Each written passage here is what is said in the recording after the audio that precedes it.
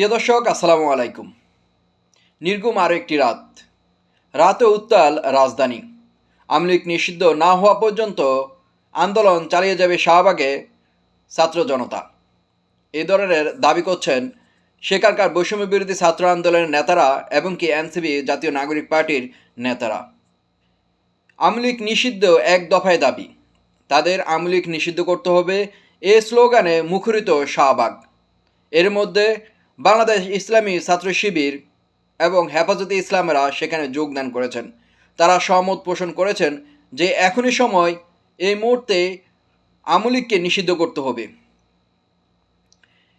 কিন্তু এখনও ছাত্রদল বা বামপন্থী যে সংগঠনগুলো রয়েছে তারা এখনোই সেখানে উপস্থিত বা যোগদান করেনি, সহমত পোষণ করেনি। এর আগে কিন্তু সাজ্জিদ এবং হাসনাত আবদুল্লাহ কয়েকটা কথাতে আমরা বুঝতে পেরেছি, সাজ্জিদ বলেছেন এখন অপেক্ষায় আছেন শুধুমাত্র একটি দল, বাংলাদেশ জাতীয়বাদী ছাত্র দলের অপেক্ষায়। যে ছাত্র সংগঠনটি রয়েছে তারা অপেক্ষায় রয়েছে শাহবাগ। বৈষম্য ছাত্ররা তারা তাদের এই একটাই বক্তব্য আর কি। তো এর মধ্যে কিন্তু উত্তাল রাত্রিবেলা ঢাকা শহর মিছিলে মিছিলে মুখরিত, যেই এই মুহূর্তে সময় আওয়ামী লীগকে নিষিদ্ধ করতে হবে এই ধরনের স্লোগান দিচ্ছেন। তো আপনাদের মন্তব্য আপনারা কমেন্ট বক্সে অবশ্যই জানাবেন।